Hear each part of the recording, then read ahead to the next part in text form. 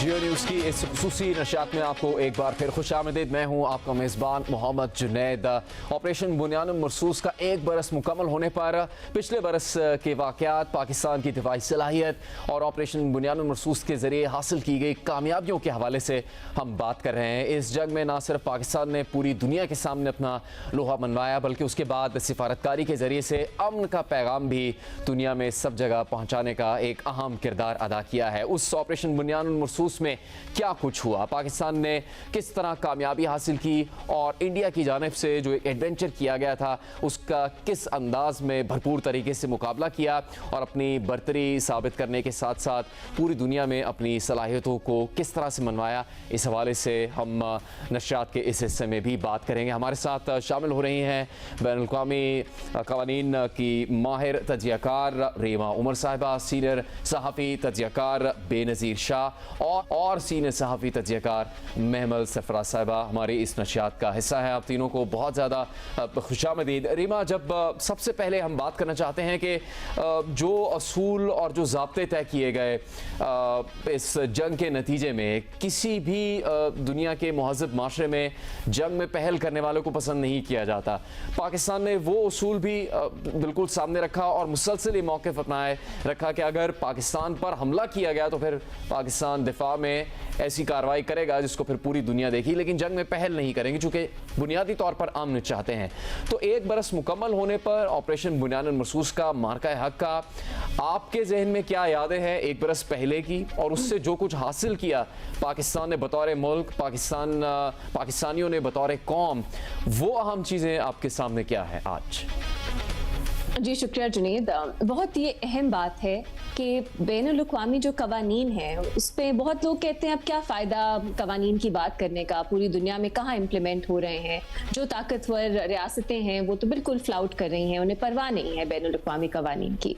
लेकिन मेरे लिए व्हेन आई लुक बैक, ये सबसे एक अहम चीज़ है जो सामने आती है कि पाकिस्तान ने डिस्पाइट ऑल दिस क्रिटिसिज्म कि बैनुल-अक़वामी कवानीन की क्या अथॉरिटी है क्या नहीं, पाकिस्तान ने बहुत अच्छी तरह जो उसकी ऑब्लिगेशंस हैं बैनुल-अक़वामी कवानीन के तहत उनको पूरा किया। तो मेरे लिए ये बहुत अहमियत रखता है और मेरा ख्याल है इसकी वजह से भी पाकिस्तान को एक जो डिप्लोमेटिक जीत हुई वो इसकी वजह से भी हुई है। मैं आपको 2-3 मिसालें देती हूँ।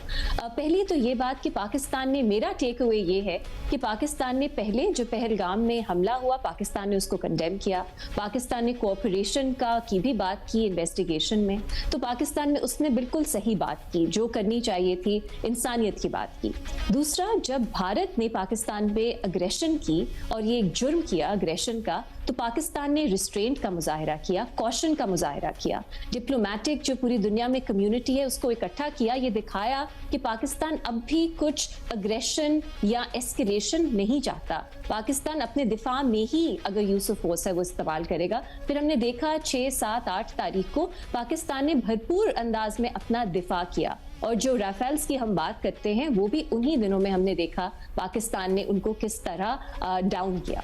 उसके बाद जब पाकिस्तान में हमारी एयर बेसिस पे हमला हुआ तो उसके बाद पाकिस्तान ने ऑपरेशन के तहत इंडिया में भी through an act of self defence में, इसकी बहुत अहमियत है कि सेल्फ डिफेंस का ही अपना इख्तियार एक्सरसाइज करते हुए पाकिस्तान ने भारत में भी जहां से हमले हो रहे थे पाकिस्तान की तरफ उन पर अटैक किया। तो इस सब में पाकिस्तान ने यूएन सिक्योरिटी काउंसिल को ऑन बोर्ड रखा। आप देखिए इतनी मुझे खुशी होती है अपना लीगल केस पाकिस्तान ने किस तरह प्लीड किया यूएन सिक्योरिटी काउंसिल के सामने, जो उस पे एक ऑब्लिगेशन है as a member state of the United Nations. तो इस सब के बाद पाकिस्तान ने जो हमला भी किया उसमें सिविलियन टारगेट्स को नहीं निशाना बनाया। ओवरऑल जो ह्यूमन राइट्स ऑर्गेनाइजेशन है उनकी भी आप रिपोर्ट्स देखें, कुछ तशवीश का इजहार जरूर है, लेकिन बाय एंड लार्ज जो पाकिस्तान का रिस्पॉन्स था वो नेसेसरी था, वो प्रोपोर्शनेट था और उसमें कोई गैर जरूरी टारगेट्स जो हैं उन्हें निशाना नहीं बनाया गया। तो इससे ज्यादा आपको क्या चाहिए? हमारा मुल्क जब रिस्पॉन्सिबिलिटी का मुजाहिरा करता है, कवानीन की जो है वो पाबंदी करता है, मतलब उस पर बिल्कुल पूरा उतरता है जो उस पर ऑब्लिगेशंस हैं, तो आपको फख्र होता है कि ना सिर्फ पाकिस्तान ने अपना भरपूर अंदाज में दिफा किया, पर पाकिस्तान ने ओवरऑल एक जस्ट वॉर लड़ी और अपने दिफा में वॉर लड़ी। तो मेरा तो टेक अवे यही है। कुछ लोगों का थोड़ा मुख्तलिफ है कि पाकिस्तान अगर शुरू से ही ये बात थी कि पाकिस्तान को अटैक करना चाहिए था, पाकिस्तान को अपना जो एक मिलिट्री माइट है दुनिया को दिखानी चाहिए थी। मेरा तो ख्याल है जिस तरह से थिंग्स अनफोल्डेड वो बहुत ज़रूरी है कि शुरू में पाकिस्तान ने कॉशन रिस्ट्रेंट का मुजाहरा किया, लेकिन 9-10 मई के बाद जब पाकिस्तान की एयर बेसिस पे हमला हुआ तो Pakistan was left with no choice कि वो भी अपने दिफा में भारत पे एक ऑपरेशन लॉन्च करते। राइट महबल, जिस तरह रीमा साहब ने बहुत से अहम निकात को हमारे सामने रखा है, हम जब पाकिस्तान की इस ऑपरेशन बुनियान मरसूस की मार्का हक की बात कर रहे हैं तो एक ऐसे मुल्क की बात कर रहे हैं जिसकी सिविलियन क़यादत कामयाब क़यादत साबित हुई है। मुसल्लह फ़ौज के सरबराहान, आर्मी चीफ, फ़ज़ाइया के सरबराह, नेवी के सरबराह और वो दीगर तमाम पाकिस्तानी इदारे जिसमें अपना किरदार अदा किया, वो एक फ़ातह के तौर पर अब सामने आए इस जंग के ख़ात्मे पर। लेकिन उसी फ़ातह मुल्क की बात करते हुए इन सब चीज़ों की तरफ भी ध्यान जाता है कि इंडिया ने तो जब हमला किया और वो पूरी कौम उनकी ऐसा नहीं सोचती होगी, लेकिन वहाँ जो फैसला करने वाले थे उन्होंने ये सोचा कि वो पाकिस्तान पर हमला करेंगे, पाकिस्तान को तबाह करेंगे। उन्होंने इब्तदा ही सिविलियंस को निशाना बनाने से किया। आज़ाद कश्मीर में ख़वातीन, बच्चे, मर्द उसका निशाना बने, ज़ख्मी हुए, शहीद हुए। तो उसके बावजूद ऐसी जंग लड़ना और ऐसे तरीके से आगे बढ़ना कि आप दिफा में कर रहे हैं, आप पे हमला करने वाला पहले ही एक गलत इकदाम कर चुका है, फिर भी आप उसका जवाब भी सही उसूलों को मद्देनज़र रखते हुए करें, कितना एक तो ये मुश्किल था और अगर पाकिस्तान ने इस पर अमल किया तो ये कितनी खुशाइंद और खुशी की बात है।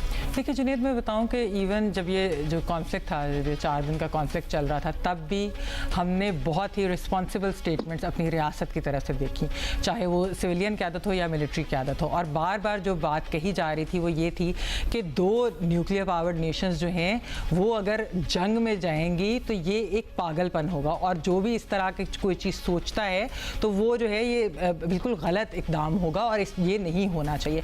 बार बार हमारी तरफ से ये स्टेटमेंट्स आ रही थी और हमें ऑब्वियसली, जिस तरह अभी रीमा ने भी एक्सप्लेन किया है, प्रोवोकेशन ऐसी थी, एक जो अनप्रोवोक्ड अटैक, इलीगल अटैक हुआ था यूनिलैटरल भारत की तरफ से। और तो पहले तो हमने जो सेल्फ डिफेंस के अंदर रिस्ट्रेंट के साथ किया, फिर उसके बाद जब उन्होंने अटैक किया तब भी हमने जो उनको जवाबी कार्रवाई की।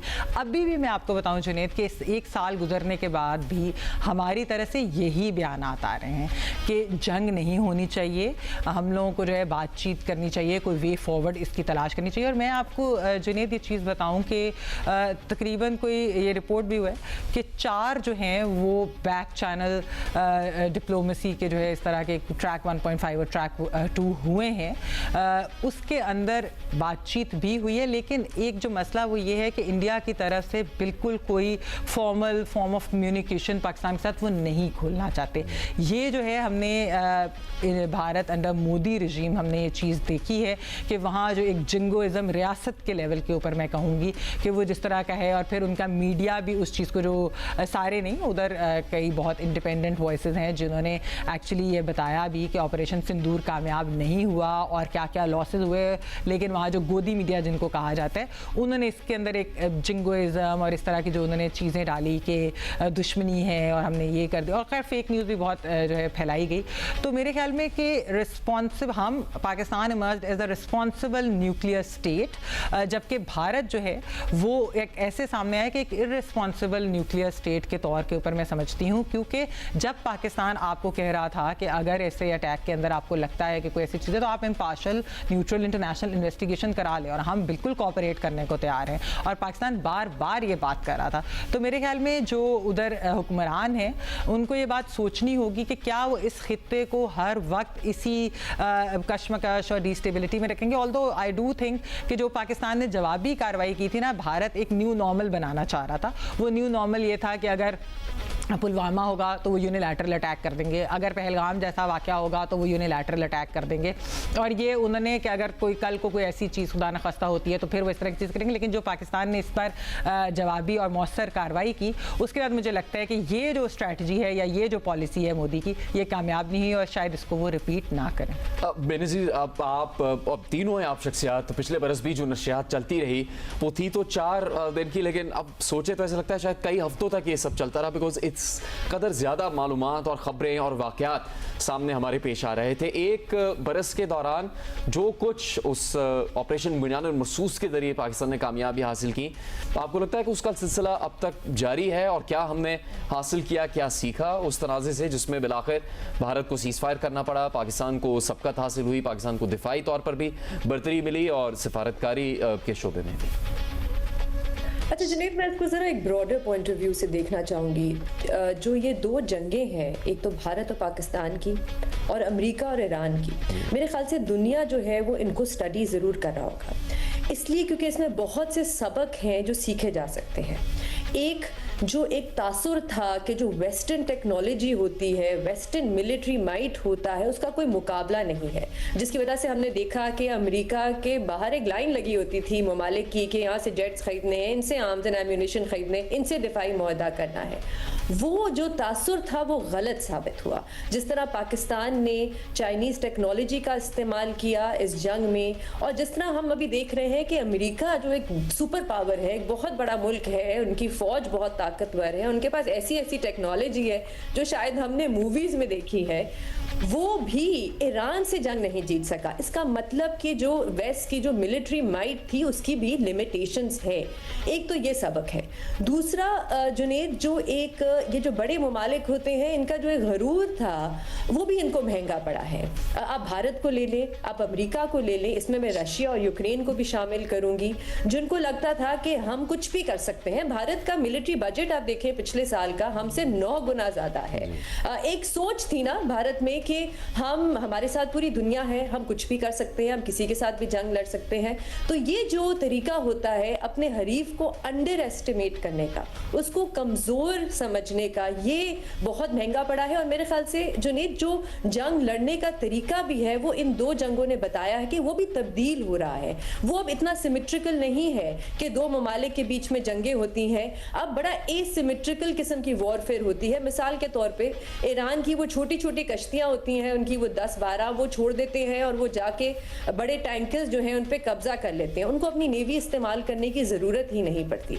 तो मेरे ख्याल से ये मैं बात कल भी कर रही थी कि हम एक शिफ्ट देखेंगे शायद आने वाले कुछ सालों में, जो ये वेस्ट की तरफ से ईस्ट की तरफ जो है शायद मामलात जो हैं शिफ्ट हो सिक्योरिटी के हवाले से। चाइना के बारे में आपने देखा कि जब ये जंगबंदी हुई ईरान और यूएस की, तो कितने यूरोपियन ममालिक के सदर हैं जो चाइना गए। तो सिक्योरिटी पैक्स मेरे ख्याल से बदलेंगे। जो एक तासुर होता था कि अमेरिका के साथ जो है दिफाई मुआहदा करना है, अमेरिका की तरफ देखना है, वो मेरे ख्याल से रातों रात नहीं, जाहिर सी बात है अमेरिका एक सोल सुपर पावर है, एक बहुत बड़ा मुल्क है, भारत भी एक बहुत बड़ी मईशत है, एक बहुत बड़ा मुल्क है, लेकिन मेरे ख्याल से आहिस्ता आहिस्ता अलायंसेस में तब्दीली ज़रूर आएगी। तो रिबा साहिबा, अब जो कुछ इस जंग के दौरान हुआ उसमें ये बात भी क्या साबित होती है, और यानी एक सिविलियन पैराए में इसकी बात की जा सकती है कि साजो सामान होना, दिफाई सामान मैसर होना, ये अपनी जगह उसकी अहमियत है, वो तो भारत के पास भी बहुत कुछ है, लेकिन हुनर और सलाहियत, उसका सही तरीके से इस्तेमाल, सही वक्त पर इस्तेमाल, ये भी अहम था। चूँकि पाकिस्तान के कई मुल्कों के साथ दिफाई मुआहदे हैं, चीन उसमें सरफहरिस्त है, और इन सब चीज़ों के बावजूद जो पाकिस्तान ने जिस हिकमत अमली का मुजाहरा किया, जिस हुनर और महारत का मुजाहरा किया, उस पर चीन के लिए भी बहुत से वाक़यात हैरान कुन साबित हुए हैं। और उसके नतीजे में जो हमने हासिल किया वो ये है कि पाकिस्तान का दिफा मजबूत रहे और पाकिस्तान एक मजबूत पोजीशन से अमन की बात करने में कामयाब हुआ है और अब कर भी रहा है। जुनैद, मेरी ये टेक्निकल एक्सपर्टीज़ नहीं है तो मैं इस पे ज़्यादा बात नहीं करना चाहती। ये एक ऐसा एरिया है जिसके बारे में मुझे ज़्यादा मालूमात नहीं है। लेकिन अगर मैं एक और चीज़ की बात कर सकूं, वो है जो जंग के दौरान और उसके बाद एक साल में भी हमने देखा है जो बहुत अहमियत रखता है, वो है पब्लिक डिस्कोर्स। पाकिस्तान में आपकी नज़र में और हमारे पैनलिस्ट की नज़र में क्या पब्लिक डिस्कोर्स ओवरऑल मुस्बत रहा है? इसमें मेरे कुछ सवालात हैं। हमारी रियासत की पॉलिसी तो दुरुस्त है, डिफेंस की उन्होंने बात की, उन्होंने अब भी यही हम कहते हैं कि हम कभी पहला कदम नहीं लेंगे, हम अग्रेशन हमारी तरफ से नहीं होगी, हम सिर्फ दिफा में यूज़ ऑफ फोर्स इस्तेमाल करेंगे। लेकिन भारत है तो हमारा एक पड़ोसी मुल्क, भारत के साथ ओवरऑल भारत के लोगों के साथ हम किस तरह का फ्यूचर चाहते हैं कि पाकिस्तान की किस तरह की रिलेशनशिप हो। ये दुरुस्त है कि भारत भारत में अब ऑफिशियल पॉलिसी ऐसी ही लगती है, जिंगोइस्टिक है, पाकिस्तान के खिलाफ है। लेकिन कुछ चीज़ें जैसे आशा भोसले की जब वफात हुई उसमें अगर आपने उनके लिए एक कमेमोरेशन रखी या उनको सेलिब्रेट किया पाकिस्तान में, तो हमने देखा उस पर रद्द अमल अफसोसनाक था। उसको ऐसा कहा जा रहा था कि ये पाकिस्तान से गद्दारी है। इस तरह के कुछ और वाक़यात भी हुए हैं जो मुझे थोड़ी सी उससे तशवीश होती है कि पाकिस्तान में एक बहुत अच्छी चीज़ हमने ये भी देखी थी कि पाकिस्तान में उस तरह का जिंगोइज्म नहीं था, उस तरह का अपने जिनसे हम जंग लड़े हमारे हरीफ उनको डीह्यूमनाइज हमने नहीं देखा कि पाकिस्तान की तरफ से किया जा रहा था, जबकि भारत की तरफ से बहुत से ऐसे लोग थे जो पाकिस्तानियों को बिल्कुल डीह्यूमनाइज कर रहे थे। तो आई वुड होप, मेरी ये ख्वाहिश है कि हम ये जो एक डिफरेंस है भारत में और पाकिस्तान में इसको बरकरार रखें। हम पाकिस्तान में अक्सर भारत की जो वर्स्ट आवाज़ें हैं उनको बहुत ज़्यादा मेरा ख्याल है एम्पलीफाई करते हैं, दिखाने के लिए वहाँ पे कितनी पाकिस्तान नफरत है।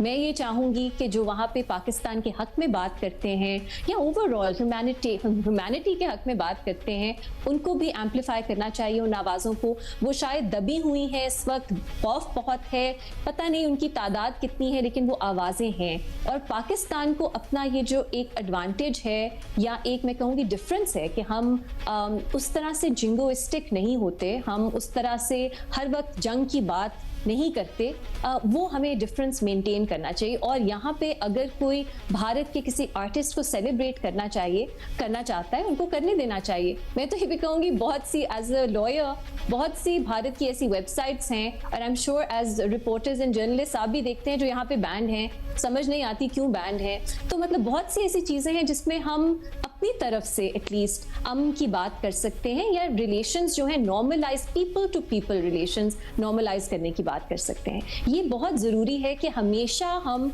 भारत को सिर्फ एक मिलिट्री या के लेंस से ना देखें, बिकॉज इवेंचुअली ये दुरुस्त है कि भारत की तरफ से वो इनिशिएटिव नज़र नहीं आ रहा, बिल्कुल नहीं लग रहा, उनकी सोच में भी है कि पाकिस्तान से वो नॉर्मल रिलेशंस चाहते हैं, लेकिन हमारी तरफ से एटलीस्ट इसकी एक्सेप्टेंस, टॉलरेंस रहनी चाहिए। मुझे लगता है ये भी बहुत अहम है जो मैदान जंग में होता है, उसके अलावा जो डिस्कोर्स की बात है उस हद तक। महमल, बहुत ही अहम बात की है रिमा साहब ने, और इसमें शायद कोई भी हमें झिझकने की ज़रूरत नहीं है, चूँकि जिन दिनों ये न्यूज़ कवरेज जारी रही पिछले बरस जंग की, उस दौरान भारत ही में, इंडिया ही में से उठने वाली ऐसी आवाज़ें थी जो उनके गलत या झूठ पर मबनी प्रोपेगेंडे के ऊपर तनकीद उठा रहे थे। कई वेबसाइट्स ऐसी थी, कई भारतीय शहरी ऐसे, कई भारतीय मुसन्निफ ऐसे हैं, तो वहाँ भी मुस्बत बात करने वाली आवाज़ें मौजूद हैं, लेकिन जाहिर है वो कम तादाद में होंगी, उनकी बात की पजीराई इस वक्त बहुत ज़्यादा नहीं हो रही होगी। तो हमें इस सिलसिले में जंग में कामयाबी के साथ साथ, मुसल्लह अफवाज की कामयाबी के साथ साथ, जो दिफाई सलाहियत है उसमें कामयाबी और बरतरी साबित करने के साथ साथ इस पैगाम को भी याद रखने के लिए क्या कोई कोशिशें करनी चाहिए आज से लेके आगे चलते हुए? देखिए जुनैद, मुझे लगता है कि हम कोशिशें कर ज़रूर रहे हैं। एक जो हमारे में वैसे भी दोनों ममालिक में फ़र्क था वो ये था कि पाकिस्तान ने जंग जीतने के बाद भी ग्लोटिंग नहीं हमने देखी, ना उस तरीके से हमारी रियासत की तरफ से, ना जो है हमारे लोगों की तरफ से। उनकी प्रेस कॉन्फ्रेंस भी जब हुई, जब सारी बात अनाउंस भी हो रही थी, तो उसके अंदर भी हमने उस तरह का ट्रेंड नहीं देखा, जो कि एक अच्छी चीज़ है। ये बात रीमा की दुरुस्त है कि यहाँ पर जो है वेबसाइट्स जो है इंडियन वो ब्लॉक हैं, तो वो खोल देनी चाहिए, क्योंकि देखें वैसे भी जो आप सोशल मीडिया के दौर के अंदर कोई आप फ्लो ऑफ इंफॉर्मेशन रोक नहीं सकते। मतलब भारत ने जिस तरीके से उस वक्त भारतीय मीडिया ने जो फेक न्यूज़ फैलाई थी वो सोशल मीडिया के ऊपर ही जो है वो मतलब तितर बितर हो गई और उसको एक्सपोज होगी, फैक्ट चेक होगी, सारा कुछ हो गया। तो ये चीज़ें एक दूसरे के साथ जो है वो एक contact, people to people contact बहुत अहम होता है। मैं फिर भी ये ज़रूर कहूँगी कि देखें जो नरेंद्र मोदी की रजीम है वो सिर्फ एंटी पाकिस्तान नहीं, वो एक एंटी माइनॉरिटीज़ और ख़ास तौर पे वो पाकिस्तान का नाम लेकर वहाँ के भारतीय मुसलमानों को वो टारगेट करते हैं, और इस वजह से उनकी डोमेस्टिक कंजम्पशन की वजह से शायद ये चीज़ बहुत हाई आ रही है। अब मैं आपको बताऊँ, ये जो ट्रैक 2 और ट्रैक 1.5 की जो मैं बात कर रही थी, इसके अंदर सर्विंग रिटायर्ड ऑफिशियल्स भी थे, पार्लियामेंटेरियंस भी थे, स्ट्रेटेजिक एक्सपर्ट्स भी थे, फॉर्मर डिप्लोमेट्स भी थे। और ये मुझे कुछ भारतीय सहाफ़ियों ने ये बात की कि देखें वैसे तो हमारे यहाँ कोई ऑफिशियल कांटेक्ट तो है नहीं पाकिस्तान के साथ, और जब पाकिस्तान की बात आती है तो बड़ा एक एग्रेसिव पॉस्चरिंग होती है, लेकिन दूसरी तरफ हमारी जो रियासत है, हमारी जो हुकूमत है, वो इस चीज़ को भी उधर अपने लोग भेज रही है, रिप्रेजेंटेटिव्स भेज रही है। तो ये जो डुअल पॉलिसी है, ये भारत के लोगों की मैं बात करी कि उन्होंने इस चीज़ को जो है हाईलाइट भी किया कि ये क्या है, अगर आप चाहते हैं कि चीज़ें नॉर्मलाइज और होनी चाहिए। देखिए हम लोग बॉर्डर्स, अपनी ज्योग्राफी तो नहीं बदल सकते, तो इसलिए आपको हालात तो बेहतर एक दूसरे के साथ करने ही होंगे। और बहुत जो है पोटेंशियल भी है। हमने देखा कि सार्क अभी तक जो है वो कामयाब क्यों नहीं हुआ EU की तरह, या आगे क्यों नहीं बढ़ा। उसमें जो छोटे ममालिक हैं वो सब के सब ये बात कहते हैं कि ये भारत और पाकिस्तान के जो आपस के तनाज़ात हैं, इसकी वजह से हमने अपना पोटेंशियल नहीं रियलाइज़ किया। तो I think it's very important. और पाकिस्तान तो खैर बार बार मैं समझती हूँ कि पिछले कई सालों से तो एक्चुअली पाकिस्तान जो है वो कह रहा है, लेकिन वो ये भी कहते हैं कि आप सब बातें करेंगे, हम दहशतगर्दी पे भी बात करेंगे। दहशतगर्दी का मसला ये है कि क्रॉस बॉर्डर टेररिज्म इस वक्त जो है वो भारत क्योंकि स्पॉन्सर कर रहा है, फैसिलिटेट कर रहा है, TTP BLA वगैरह, तो उसकी वजह से भारत उस पर बात नहीं करना चाहता। फिर ये है कि हम मकबूजा कश्मीर और इन सारी चीज़ों के ऊपर भी बात करना चाहते हैं, भारत इसके ऊपर बात नहीं करना चाहता जब से आर्टिकल 370 वाली चीज़ हुई है। तो ये उनकी एक रियासती पॉलिसी का बहुत मसला है। हमारी तरफ से कोशिशें हो रही हैं, एंड आई थिंक हाँ और मज़ीद हम कोशिशें कर सकते हैं। बेनज़ीर जुनैद, जब ये जंग चल रही थी पिछले साल, तो हम क्योंकि फैक्ट चेकर्स हैं पाकिस्तान में, भारत से बहुत से फैक्ट चेकर्स थे जिन्होंने हमारे साथ कोलैबोरेट किया, हमें कांटेक्ट किया, हमने मिल के जॉइंट स्टोरीज भी की जिसमें हमने फैक्ट चेक किया, क्योंकि रिस्पॉन्सिबल मीडिया बहुत ही ज़रूरी होता है जब जंगें होती हैं। सबसे ज़्यादा डिसइंफॉर्मेशन और मिस इन्फॉर्मेशन जो है वो तब फैलती है। तो जैसे यहाँ पे पहले बात हो रही थी कि बहुत सी वहाँ पे अभी भी ऐसी आवाज़ें हैं, शायद कम है, जो जर्नलिस्ट हैं, सहाफ़ी हैं, जो अपनी हुकूमत को चैलेंज करना चाहते हैं, उनके नैरेटिव को वहाँ पे रिस्पॉन्सिबल रिपोर्टिंग करना चाहते हैं। तो बिल्कुल ये बात दुरुस्त है कि ये जो न्यूज़ वेबसाइट्स हैं, जो चैनल्स हैं, इनको खुलना चाहिए। और जो रिस्पॉन्सिबल नहीं भी करते, हमें पता होना चाहिए कि दूसरी साइड जो है वो किस किस्म का नैरेटिव जो है, किस किस्म का प्रोपेगेंडा कर रही है। दूसरी बात जुनैद, मैं ज़रा इस पर भी बात करना चाहूँगी कि 9/11 से हमने देखा है कि भारत की एक पॉलिसी रही है पाकिस्तान को आइसोलेट करने की डिप्लोमेटिकली, और हमारी भी कुछ ऐसी पॉलिसीज़ थी जिससे हमें बड़ा नुकसान हुआ। लेकिन ये भी आप देखें कि कितनी तेज़ी से चीज़ें बदल जाती हैं। एक साल में हमारी जो है वो दुनिया में जो पोजीशन है, और ख़ास तौर पे अमेरिका के साथ जो ताल्लुकात है, वो कितनी तेज़ी से बेहतर हुए हैं सिर्फ एक साल में। पिछले साल जो हम एबी गेट के जो बॉम्बर थे वो हमने जब अमेरिका को दिए, उसके बाद हमारे लिए एक स्पेस बनी। उसके बाद जब ये जंग हुई तो हमारे लिए हमारे ताल्लुकात मजीद अमेरिका के साथ बेहतर हुए। लेकिन मैं यहाँ पे, क्योंकि आजकल इस पर बहुत बात होती है कि भारत के अमेरिका के साथ ताल्लुकात अच्छे नहीं हैं, पाकिस्तान के बहुत अच्छे हैं, तो मैं थोड़ा सा इसको कॉशियसली भी देखना चाहूँगी, क्योंकि जो इस वक्त सदर हैं अमेरिका में, वो बहुत ही एक अनप्रिडिक्टेबल शख्स है। तो आप प्रिडिक्ट नहीं कर सकते कि कल हमारे ताल्लुकात कैसे होंगे, कल हमारी पोजीशन क्या होगी दुनिया में। तो शख्सियात चाहे बदल जाए, हमारी पाकिस्तान की ये कोशिश होनी चाहिए कि ये जो मिलिट्री विक्ट्री को हमने एक डिप्लोमेटिक गेन में तब्दील किया है, हमारी कोशिश होनी चाहिए कि हम कंट्री टू कंट्री कॉन्टैक्ट्स जो है अमेरिका के साथ या भारत के साथ भी एट सम पॉइंट, इनको बेहतर करने की ज़रूरत है। बिकॉज और कोई तरीका नहीं है, रीजनली खित्ते में आपको ताल्लुकात बेहतर करने की ज़रूरत है।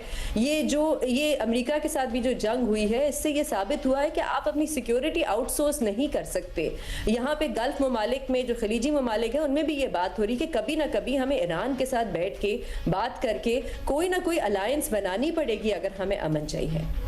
रिबा साहबा, जो कुछ मार्का हक में पाकिस्तान ने हासिल किया उससे तो कोई इनकार कर नहीं सकता, चूँकि बैनुल-अक़वामी नशियाती इदारे उस पर तहरीर कर चुके हैं, दीगर ममालिक के सरबराहान उसको तस्लीम कर चुके हैं, और आखिर में जो अमन हासिल किया गया वो मुमकिन नहीं था अगर पाकिस्तान की फ़ज़ाइया अपनी फ़ज़ाई बरतरी साबित ना करती, पाकिस्तान की ग्राउंड फोर्सेज ऐसा जवाब ना देती जिससे भारत को ये एहसास एहसास होता कि ये जंग आगे नहीं बढ़ सकती, चूँकि उसमें फिर तबाही उठानी पड़ेगी पाकिस्तान के हमलों की सूरत में भारत को, जब वो मजबूर हो इस बात पर कि सीज़ फायर पर जाए। तो पाकिस्तान की जो डिफेंस फोर्सेस हैं उनकी कैपेबिलिटी, उसकी जो बर्तरी है, उसको तो सभी लोग तस्लीम कर चुके हैं और पाकिस्तानी सिविल क़यादत ने भी बहुत बेहतर तरीके से किरदार अदा किया। तो ऑपरेशन बुनियानुल मरसूस की कामयाबी तो रहेगी अब जब तक ये दुनिया है। लेकिन जो आपने बात की है कि हमसाया तो है, वो अपनी जगह तो मौजूद है, वहाँ बहुत बड़ी एक आबादी तो है और उनमें से बहुत बड़ी तादाद में लोग तो जंग नहीं चाहते होंगे, वो तो पाकिस्तान की तबाही की बात नहीं करते। तो क्या आपको लगता है कि कोई बहुत बड़ा गैप है पाकिस्तान का इस वक्त जो मौक़िफ़ है वो भारत तक पहुंचाने में या भारत को समझने में? चूंकि यही नरेंद्र मोदी हैं, यही जयशंकर हैं जो पाकिस्तान भी आ चुके हैं, पर अब तो वो इस कदर डिलूजनल हो चुके हैं कि मोदी साहब ने तो पहले खिताब में ये कहा कि हमने पाकिस्तान पर हमला किया और पाकिस्तान ने जवाब में हम पर ही हमला करना शुरू कर दिया, जिसका पूरी दुनिया में मजाक भी बना। लेकिन उनकी ज़हनी जो कैफियत है उसके मुताबिक तो ये मुमकिन नज़र नहीं आता कि उनके साथ इस वक्त किसी तरह से आसानी से अमन कायम हो सकेगा। तो क्या करना चाहिए था? नहीं, आसान तो बिल्कुल नहीं है, लेकिन आपको अपनी तरफ से कोशिश जारी रखनी चाहिए। मेरा ख्याल है इसको इज्जत बेइज्जती का मामला नहीं बनाना चाहिए। अक्सर हम देखते हैं लोग कहते हैं वो अगर हमारे आर्टिस्ट को बैन करते हैं तो हम क्यों इतने अच्छे बने, हम उन्हें क्यों अलाउ करें, वो हमारे आर्टिस्ट को सेलिब्रेट नहीं होने देते, हम क्यों करें। मैं पर्सनली इसको इज्जत बेइज्जती का मामला नहीं समझती। अगर आप पे कोई वार करता है, आपको अब भरपूर अंदाज में अपना दिफा करना है। ओवरऑल आपको इंश्योर करना है आपकी मिलिट्री कैपेबिलिटी ऐसी हो कि आइंदा वार करने से पहले 10 बार सोचे भारत, और अगर करता भी है पाकिस्तान फिर भरपूर जवाब दे। ये अपनी जगह दुरुस्त है। लेकिन मेरा ख्याल है बाकी बहुत से और फील्ड्स भी हैं जिसमें आप मुख्तलिफ तरह से एक्ट कर सकते हैं। भारत में खुद उनकी कोई ट्रस्ट, उनको आप देखिए उनके सर्वेज बहुत कम ट्रस्ट है उनके टेलीविजन के जो मीडिया है उस पर। लोग नहीं देखते, उनकी TRPs आप देखें वो बहुत कम है, लोग उनको सीरियसली नहीं लेते। लेकिन हम यहाँ पे जो संजीदा वेबसाइट्स हैं जहाँ पे जेन्युइन तबसरा होता है जर्नलिस्ट की तरफ से, उनके जो डिप्लोमैट्स हैं उनकी तरफ से, वो यहाँ पे ब्लॉक्ड हैं। लेकिन चलता क्या है, वो क्लिप्स, वो वायरल क्लिप्स। मैं देख रही थी कि छोटा से छोटा मामला ना हो, भारत का मीडिया ऐसा ही है, वो इस तरह एक जंगल जू की तरह ही उसका एटमॉस्फेयर होता है। लेकिन हम वो इस्तेमाल करते हैं ये इमेज पाकिस्तान में बनाने के लिए कि भारत जो है वो मतलब हमसे नफरत करता है। वो मैं कहती हूँ क्यों इंपॉर्टेंस देनी एक ऐसे मीडिया को जहाँ उनका मुल्क उसको इंपॉर्टेंस नहीं दे रहा। एक छोटी सी मिसाल है, ज़्यादा इंगेज अगर हमने सीरियसली करना है तो वो तो उनके जो अखबारात हैं, उनका जो प्रिंट मीडिया है वो अभी भी वो बैंड है। एक छोटी सी मिसाल है ये। So I think there is a lot जो हम भी कर सकते हैं मुख्तलिफ। हमारी ऑफिशियल पॉलिसी, कुछ मैंने आपको जो एग्जांपल्स दी उस पर मुझे थोड़ी परेशानी हुई, ख़ास तौर पे ये दिखाना कि कोई भी भारत के आर्टिस्ट को भी सेलिब्रेट करे तो वो भारत के हक में हो गया है और पाकिस्तान की मुखालफत कर रहा है। लेकिन दूसरी तरफ मेरा ख्याल है इसमें कोई हर्ज नहीं है, आप पाकिस्तानी गानों की, पाकिस्तानी ड्रामों के YouTube कमेंट्स देखें, उसमें आपको इंडियंस की तरफ से ही जो भारत में रहने वाले हैं पाकिस्तान के लिए इतनी मोहब्बत नजर आती है। अब ये मैं बात कर रही हूँ, शायद लोगों को लगे इतनी डिलूजनल है, वैसा बिल्कुल नहीं, आपको मोहब्बत भी नजर आती है। लेकिन हम, मेरा ख्याल है, कभी कभी सिर्फ नफरत पे फोकस करते हैं, जो शायद थोड़ी सी हमें भी तब्दील अपना पर्सपेक्टिव या लेंस करने की ज़रूरत है। क्योंकि भारत में अभी भी बहुत से लोग हैं जो नहीं चाहते कि इस तरह की ऑन द एज हम रहें। अभी भी बात हो रही है कि अगली जंग कब होगी। मैं ये भी तबसरा रिकमेंडेशंस पढ़ रही हूँ कि पाकिस्तान को प्रीएम्प्टिवली भारत पे अटैक कर देना चाहिए, क्योंकि अगली जंग जो है वो पॉसिबल ही नहीं है कि ना हो। सो ये सब चीज़ों से आई थिंक हमें भी थोड़ा सा we should take a step back, क्योंकि ये दुरुस्त है कि भारत की तरफ से वो एपेटाइट नहीं है, लेकिन आपको अपनी कोशिश जारी रखनी चाहिए। और ख़ास तौर पे people to people contact, art, culture, food, इन सब चीज़ों पे क्यों, इस पे भी आप इसको जंगी लेंस से देखें। तो मेरा ये पॉइंट है। आई नो अनपॉपुलर है थोड़ा, लेकिन ठीक है। अब महमूद, क्या हम किस तरह से इसको मुमकिन बना सकते हैं? पाकिस्तान अपनी बेशुमार शुबों में बर्तरी तो साबित कर चुका है, भारत को ये बावर भी करवा चुका है कि अगर जंग का रास्ता अपनाएंगे तो फिर पाकिस्तान क्या कुछ रद्दमल में कर सकता है, और उसका नतीजा भी पूरी दुनिया ने देख लिया है। लेकिन बहुत सी ऐसी चीज़ें जिनकी तरफ रीमा साहब इशारा कर रही हैं, पाकिस्तान वैसा नहीं है। पाकिस्तान पाकिस्तान में इंतखाबी मुहिम भारत के खिलाफ जंग की बुनियाद पर नहीं लड़ी जाती, उनके इलेक्शन इस बुनियाद पर लड़े जाते हैं। अगर वो किसी आर्टिस्ट के बारे में ऐसी राय रखते हैं तो पाकिस्तान में तो मुमकिन नहीं है। अगर कल को वो नूरजहां को सेलिब्रेट करना चाहेंगे तो क्या वहाँ पर फिर जो गुंडे निकल आए और इसके ऊपर एहतजाज करें या पाबंदियाँ लगाएं तो उनको तो कोई भी अच्छा नहीं कहेगा। तो इससे आगे बढ़ने की आपको लगता है कि गुंजाइश मौजूद है? और ख़ास तौर पर जिन मुसन्निफ़ों की बात हो रही है, जिन लिखारियों की बात हो रही है, वो तो सही है, चूँकि इस ईरान अमेरिका जंग के दौरान भी जो अमरीकी मैगज़ीन है, जो 100 साल से पुराना मैगज़ीन है फॉरेन अफेयर्स, उसमें ईरान के साबिक वज़ीर ख़ारजा जवाद ज़रीफ़ का मज़मून छापा गया जिसको पूरी दुनिया ने पढ़ा। तो शायद पाकिस्तान भारत को भी इस चीज़ से ऊपर जाना चाहिए। देखिए जुनैद, भारत के अंदर जैसा अभी रीमा भी बात करी थी, एक्चुअली उनके प्रिंट मीडिया के अंदर बहुत सारे जो हैं वो सेन वॉइसेस हैं और मैं कहूँगी बड़ी बहादुर वॉइसेस हैं, वो ऑनरेबल एक्सेप्शंस हैं इंडिया के अंदर। आप देखिए कि जो पाकिस्तान ने जब शहजाद ने जिस तरह जब ब्रेकिंग न्यूज़ वो दे रहे थे कि इतने जहाज़ हमने मार गिराए जो पहली रात, तो उसके बाद कन्फर्मेशन भारतीय मीडिया से आई। वो बाद में उधर प्रेशर होता है वो डिलीट कर दी गई, लेकिन ये है कि जो तस्वीरों के साथ या उनके रिपोर्टर्स ने जो रिपोर्ट किया वो पहले भारतीय प्रिंट मीडिया से जो है वो कन्फर्मेशन आई। तो ये एक अहम चीज़ है। अच्छा, वहाँ पर ये भी है कि उनके ऊपर कई चीज़ों का प्रेशर होता है। आपको मैं दो छोटी सी एग्जांपल्स देती हूँ। जब Bilawal Bhutto as foreign minister SCO के लिए गए थे तो उनको जो इंटरव्यूज़ लाइन अप हुए थे उधर कुछ प्रिंट के लोगों से, तो उनके ऊपर ये प्रेशर आया भारतीय रियासत की तरफ से कि आप इनका इंटरव्यू ना कंडक्ट करें, लेकिन उन्होंने वो प्रेशर सहा और इंटरव्यूज़ किए उन्होंने, यानी कि दे डिडंट गिव अप, उन्होंने ये नहीं किया कि ओब्लाइज किया उस प्रेशर। फिर जो अभी जयशंकर ने जो एक कमेंट फ्रस्ट्रेशन के अंदर जब पाकिस्तान ग्लोबल डिप्लोमेसी कर रहा है तो उन्होंने एक जो वो नेगेटिव कमेंट पाकिस्तान के बारे में जो जुबान इस्तेमाल की, उस पर भी प्रेशर आया उनके प्रिंट मीडिया के ऊपर कि आप ये रिपोर्ट ना करें, ये लफ्ज़ आप हज़्फ़ कर लें। लेकिन उन्होंने कहा कि यही तो स्टोरी है, ये हम कैसे कर सकते हैं, ये इतनी बड़ी बात उन्होंने कर दी, हम कैसे ना ये रिपोर्ट करें। वहाँ पे ये रिपोर्ट हुआ और बहुत सारे उनके इंडिपेंडेंट डिजिटल प्लेटफॉर्म्स हैं कि जो बड़े ही ब्रेवली इस चीज़ को एनालाइज भी करते हैं कि कहाँ भारत की गलती, वो कहते पीस की भी बात करते हैं। वो बहुत ऐसी चीज़ें जो एक एंटी मोदी गवर्नमेंट की वो पॉलिसीज़ को क्रिटिसाइज़ करते हैं, इलेक्टोरल रोल्स के अंदर अगर चेंजेस हों, कोई इंस्टीट्यूशंस की कॉर्प्शन, तो ये वाली चीज़ें वहाँ पर हैं। और इसीलिए मेरे ख्याल में ये अहम है कि उन साइट्स को, उन सबको अनब्लॉक करना चाहिए ताकि हमारे लोग वो साइड भी देख सके। ये बात सही है रीमा की कि हम क्योंकि गोदी मीडिया के क्लिप्स इतने वायरल हो जाते हैं और उसके अंदर तो एक जंगजू माहौल बना होता है। फिर दूसरा थोड़ा सा जुनैद, उनकी एंटरटेनमेंट इंडस्ट्री में समझती हूँ जो बॉलीवुड है उसके अंदर भी हमने ये एक राइट विंग हिंदुत्व नैरेटिव या बहुत ज़्यादा जो एक जिंगोइस्टिक किस्म का नैरेटिव जैसे धुरंधर और ये वो सारी चीज़ें जो है हम देखी। या अभी मैं आपको एग्जाम्पल देती हूँ कि वेस्ट बंगाल के इलेक्शन, मतलब जो इंडियन स्टेट के इलेक्शन हुए थे उस पर मैंने जब तज्जिया दिया तो एक छोटा सा क्लिप मेरा उसमें से निकाल कर, हालांकि मैं ओवरऑल तज्जिए के अंदर तो बात कर रही थी कि भारत के अंदर ये समझा जा रहा है कि उनकी ऑपोजिशन हैज़ फेल्ड, यूनिटी नहीं है, ये इस तरह की चीज़। लेकिन वहाँ पर क्योंकि एक मैंने बात की कि जिन लोगों से मेरी बात हुई दे वर डिप्रेस्ड एंड दे थॉट के it's a very depressing day today, कि एक सैफरन वेव और ये सब आ रहा है। उसके बाद जो कॉमेंट्स इस तरह के थे वो क्लिप छोटा सा काट के भारत के राइट विंगर्स की तरफ से उसको वायरल ये किया गया और उसमें ये था कि देखो पाकिस्तान और बांग्लादेश कैसे वेस्ट बंगाल के इलेक्शन मैनिपुलेट करते हैं और इन्फ्लुएंस करते हैं और ये क्या चाहते थे, मतलब इस तरह का जो प्रोपेगेंडा उधर बहुत ज़्यादा ये होता है।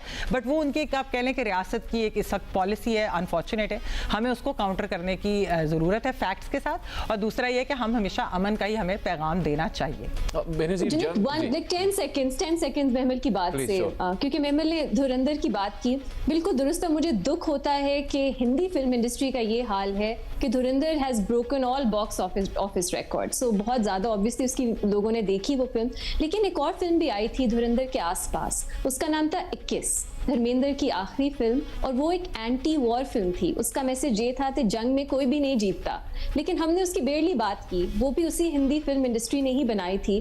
तो मेरा ख्याल है थोड़ा सा we should be on the lookout के और भी dissenting voices even within the film industry वो हैं, लेकिन हम उनकी बात क्योंकि नहीं करते, उनको उस तरह से पजीराई नहीं मिलती। लेकिन इसी माहौल में एक डायरेक्टर हैं, स्क्रिप्ट उन्होंने लिखा और उन्होंने एंटी वॉर पैगाम देना चाहे, बहुत बड़ी बात है। अमिताभ बच्चन के ग्रैंडसन स्टार्ड इन दैट फिल्म, ये भी बहुत बड़ी बात है।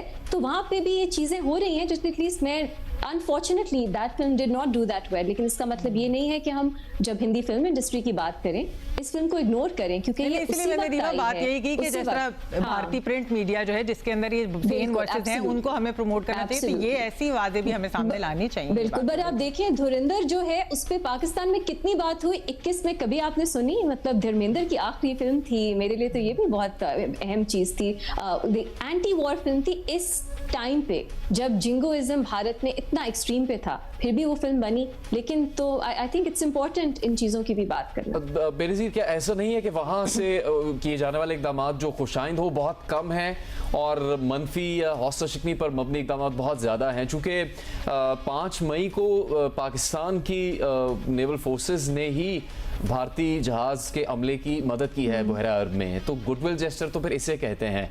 अगर इंडिया की तरफ से ऐसे गुडविल जेस्टर्स नहीं होते तो आपको नहीं लगता कि फिर बहुत मुश्किल या फ़िलहाल जो हालात हैं उसमें नामुमकिन होगा इस तनाज़े से आगे बढ़ना? मुश्किल तो है जुनैद, क्योंकि वहाँ से भी कोशिश की जा रही है कि कोई पीपल टू पीपल कांटेक्ट ना हो। अब देखिए करतारपुर नहीं खोला गया, करतारपुर नहीं खोलने का मतलब ही ये है कि कोई पीपल टू पीपल कांटेक्ट ना हो, और आसान होता है ना अक़लियतों पे गुस्सा निकालना। लेकिन मेरे ख्याल से जैसे बात हो रही थी कि अभी अगर ये नहीं हो सकता, इसका ये मतलब नहीं है कि कभी नहीं हो सकता। वक्त चाहिए, रातों रात तो नहीं ताल्लुकात बदलते, लेकिन कुछ ऐसे एरियाज हैं, मैं शायद ऑप्टिमिस्ट हूँ इस इशू में, कुछ ऐसे एरियाज हैं जिसमें कोलैबोरेशन हो सकती है और होगी मेरे ख्याल से। वो है एक तो क्लाइमेट डिप्लोमेसी। क्लाइमेट चेंज एक इतना बड़ा खतरा है इन दोनों मुल्कों के लिए कि कभी ना कभी इनको कोलैबोरेट करना पड़ेगा, कभी ना कभी आपको डेटा शेयरिंग करनी पड़ेगी, आप और इससे मुकाबला कर ही नहीं सकते। अभी कुछ साल पहले जैसे हमारी वजीर आला पंजाब हैं, उन्होंने कहा था मैं खत लिखूंगी भारत को, तो इस किस्म की कोशिशें जो हैं वो जारी रहनी चाहिए। इसका ये मतलब नहीं होना चाहिए कि बिल्कुल ही आप जो है बातचीत या ऑल लाइंस ऑफ कम्युनिकेशन जो है वो खत्म करते हैं।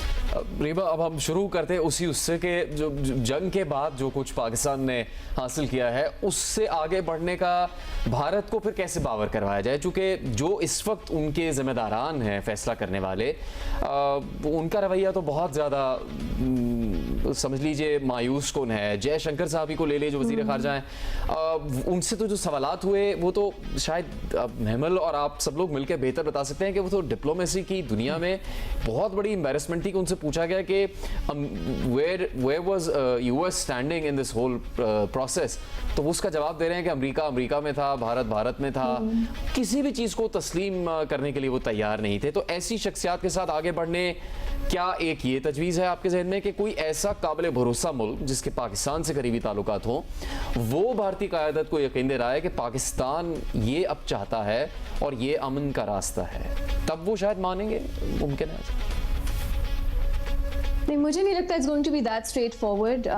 कुछ ज़मीनी हकायक भारत में ही तब्दील होने होंगे मेरी नज़र में, और मेरा ख्याल है ये काम है ये हमारा नहीं है, ये उनके लोगों का है।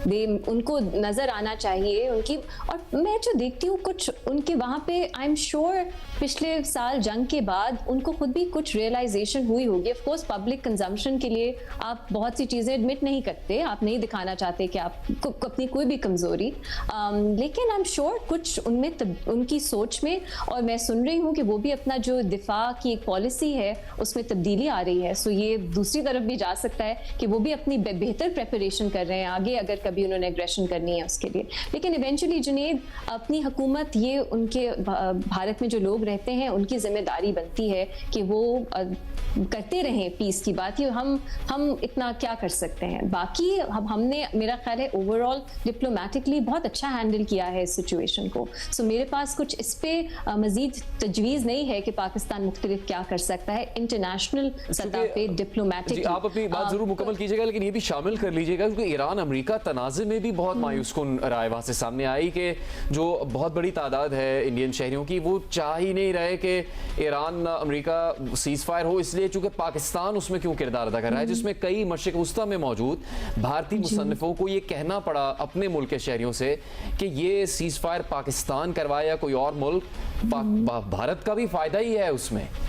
सो जुनैद, इस पे थोड़ी सी मेरी डिसएग्रीमेंट है कि क्या वहाँ पे मेजॉरिटी यही चाह रही थी कि पाकिस्तान ना मीडिएट करवाए, ना जंग खत्म हो, क्योंकि वही है, हम रिलाई करते हैं सोशल मीडिया पे जो बहुत हद तक कंट्रोल्ड है और वो एक तरह की स्टेट स्पॉन्सर्ड लाइन देता है। आप कहें वो एक बहुत हिंदुत्व स्पेसिफिक भक्त ट्रोल अकाउंट्स होते हैं जो एक लाइन लेते हैं, और उनकी जो टीवी मीडिया है उसमें ये बात सुनने में आई। लेकिन जो मैंने सीरियस कमेंट्री इस पे पढ़ी है उसमें तो कुछ मुझे ऐसा नहीं मिला कि भारत नहीं चाहता, या मैं कहूँ कि बहुत एक सिग्निफिकेंट पॉपुलेशन भारत में नहीं चाहती कि पाकिस्तान मीडिएट करे। मेरा ख्याल एक तासुर ऐसा आता है because of the clips we see और जो सोशल मीडिया पे हम देखते हैं, पर ओवरऑल हर शख्स, जुनैद, वहाँ पे भी बहुत ज़्यादा पॉवर्टी है, लोग गुर्बत में रह रहे हैं, और वो क्यों चाहेंगे कि उनके लिए महंगाई और बढ़े सिर्फ इसलिए कि पाकिस्तान को क्रेडिट ना मिले। मेरा ख्याल है वहाँ पे भी, और ये बहस आई एम प्रिटी श्योर हम उनकी रीजनल मीडिया में नहीं देखते, हम लोकल मीडिया इतना नहीं फॉलो करते, आई एम श्योर वहाँ पे ये जो बहस है वो हो रही है, और ये होनी चाहिए, क्योंकि इवेंचुअली आप जंग से लोगों के पेट नहीं भर सकते, और वहाँ पे बहुत ज़्यादा इकोनॉमिकली जो इश्यूज आ रहे हैं वो उससे ज़्यादा देर तक लोग जो हैं अपनी मतलब they won't be able to ignore it. बिल्कुल, कारोबारी तौर पे भी नुकसान उठाना पड़ा। महमल, पाकिस्तान की जो सिफारतकारी में महारत है उस पर बात हो जाए, चूंकि ये सब जंग भी जारी थी, भारत को पैदर पे जवाबात भी मिल रहे थे, जो उनको नुकसान उठाना पड़ रहा था अपने दिफाई सलाहियतों में, वो सब कुछ सामने आ रहा था, लेकिन साथ कम्युनिकेशन लाइंस भी ओपन थी, पाकिस्तान डिप्लोमेटिक चैनल्स पर भी काम कर रहा था, कई वज़रा खारजा पाकिस्तान आ रहे थे, रब्ता कर रहे थे, फिर JD वैंस, अमरीकी सदर डोनाल्ड ट्रंप, अमरीकी वज़ीर खारजा मार्को रूबियो, पाकिस्तान के वज़ीर खारजा, फील्ड मार्शल, प्राइम मिनिस्टर, ये सब उसमें इन्वॉल्व थे। ये एक नई कामयाबी है पाकिस्तान की कि एक सिविल मिलिट्री कोऑपरेशन है, और फिर डिप्लोमेसी में भी जो पाकिस्तान की सिफारतकारी है वो एक एग्जाम्पल बन गई है पूरी दुनिया के लिए।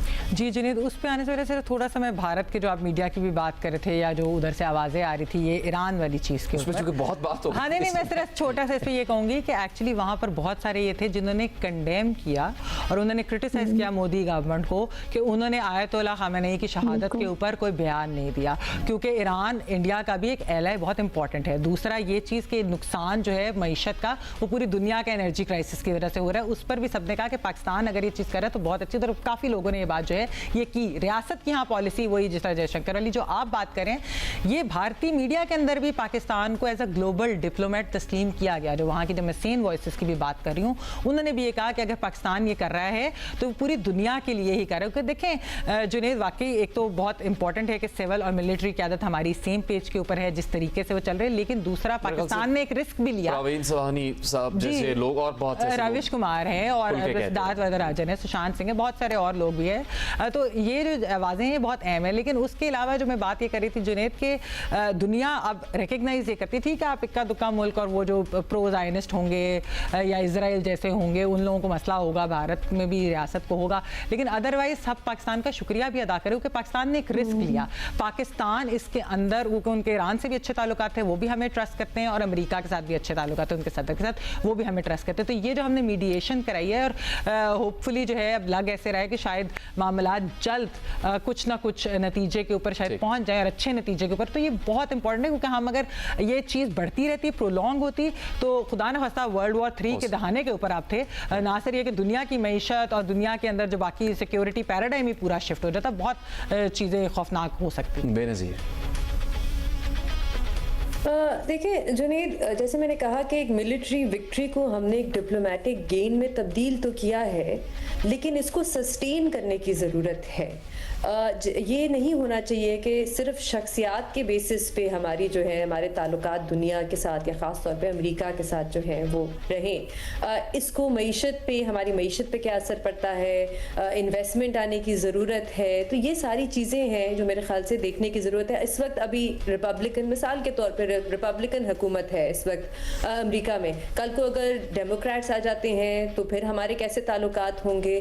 तो मेरे ख्याल से इस मौके को सही तरीके से इस्तेमाल करना चाहिए कि हम डेमोक्रेट्स के साथ भी ताल्लुकात बनाएं, रिपब्लिकन्स के साथ भी ताल्लुकात बनाएं, और भी जो ममालिक हैं, यूरोपियन ममालिक हैं, क्योंकि भारत में हम जो देख रहे हैं, जो मेरी रीडिंग है वो ये है कि हम देख रहे हैं कि ये भारत में एक इजराइल की तरफ उनकी जो है फॉरेन पॉलिसी, इजराइल के साथ बेहतर ताल्लुकात हो रहे हैं। अब मुझे नहीं पता उसका आगे जाके उनके माशरे पे, उनकी फॉरेन पॉलिसी पे, उनकी सोच पे किस किस्म का असर पड़ेगा, पर मुझे ये बड़ा एक ख़तरनाक किस्म का एक पहलू लगता है कि जहाँ पे वहाँ पे उस किस्म की अगर सोच जो है, जो काफ़ी हद तक हम देख भी रहे हैं, तो फिर उसके बाद किस तरह पाकिस्तान के साथ ताल्लुकात बेहतर होंगे या पीपल टू पीपल कांटेक्ट होंगे। तो मेरे ख्याल से इन चीज़ों को भी नज़र में रखने की ज़रूरत है। बेनज़ीर शाह, रीमा उमर, महमूद सरफराज, आपका बहुत बहुत शुक्रिया इस नशियात में शामिल होने के लिए। जियो न्यूज़ पर मुख्तलिफ बुलेटिन्स और दीगर नशियात के हिस्से में आप ऑपरेशन मार्का हक से मुताल्लिक खबरें देखते रहेंगे।